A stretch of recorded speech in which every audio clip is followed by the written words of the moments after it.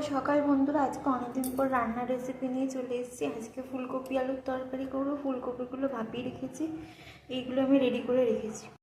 আমি ফুলকপিগুলো নুন আর হলুদ দিয়ে একটু ভেজে নেব। ফুলকপিগুলো ভাজা হয়ে গেছে, এবার আলুগুলো ভেজে নেব। আলুগুলো ভাজা হয়ে গেছে, এবার আমি সাদা জিরেগুলো দিয়ে দিলাম,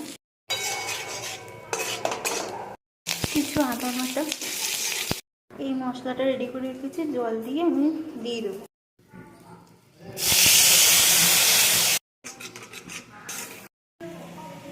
এবার আমি কিছুটা চিনি দিয়ে দিলাম। আলু ফুলকপিগুলো দিয়ে দিয়েছি।